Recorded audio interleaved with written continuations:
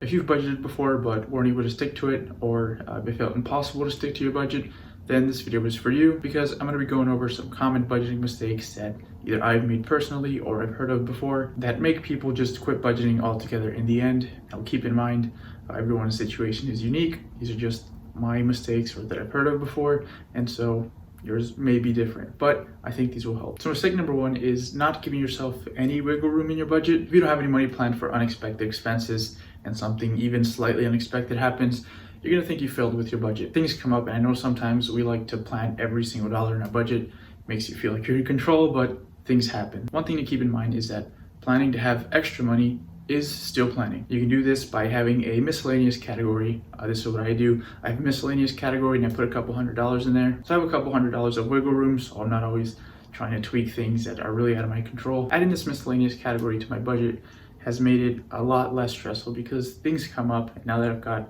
couple $100s of wiggle room, I can plan for those variable expenses. We have variable expenses every month, like groceries.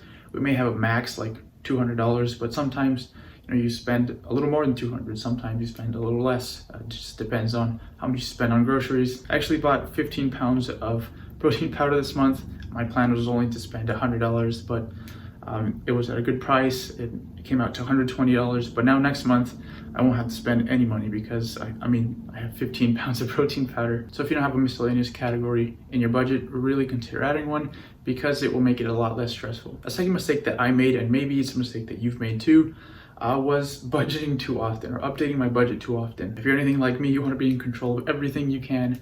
And what I found myself doing was trying to update my budget every time I bought something. And this was a huge waste of time. I did this for months, and really there was no need to do this. It was unnecessary. So what I found myself doing was instead of just going in and updating something, I'd spend like 20 minutes or longer trying to tweak other things and just, I don't know, I like to play with numbers, and that's what I found myself doing. It was a big waste of time. Now, I guess that you could argue that this made me better with my budget, but I really think it was unnecessary. The way I fixed this mistake was I only let myself update my budget once, maybe twice a week.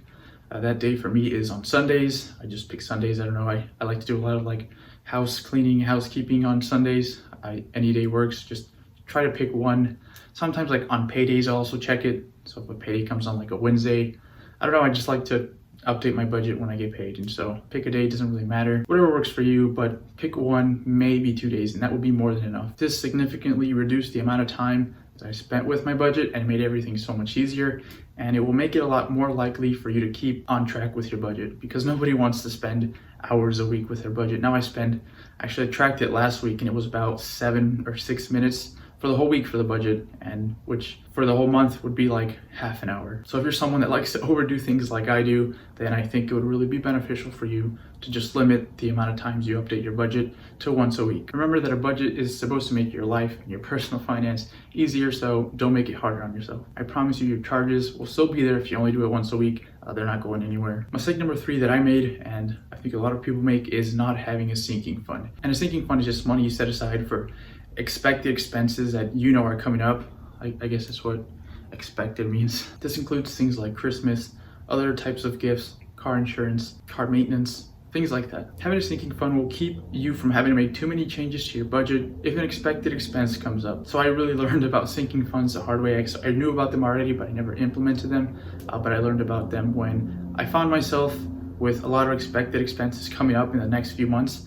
This was like a family vacation, some car insurance, I needed new tires, and a few other things, and it was a lot of money at once, and I knew these things were coming up. I could have slowly been saving up for them, like you would with a sinking fund, but I didn't, and so it threw a lot of things off. I had to readjust my budget for the next few months, and it was really a pain in the ass, and this could be avoided with a sinking fund. I'm sure a lot of us have experienced this with Christmas. It's always the same time every year, but we always find ourselves late November, early December, trying to save up money and trying to buy those gifts. So if you know these expenses are coming up, why not make it easier for yourself and start saving up earlier with a sinking fund? Mistake number 4, and the last one for this video, is not respecting the money that you have planned for fun.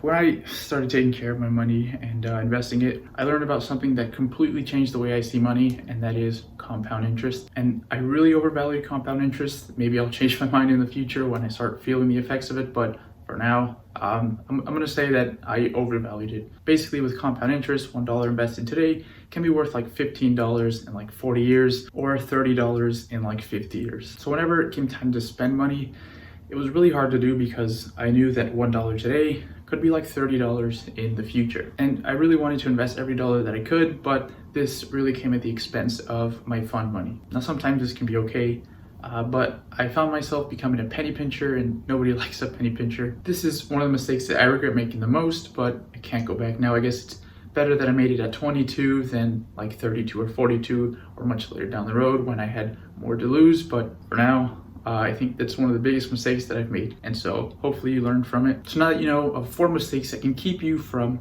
sticking to your budget or making it feel impossible, you'll want to watch this video here where I walk you through creating a beginner budget. It's the budget that I've been following for a little over a year now, and it has gotten me over a $50,000 net worth, and now on my way to a $100,000 net worth.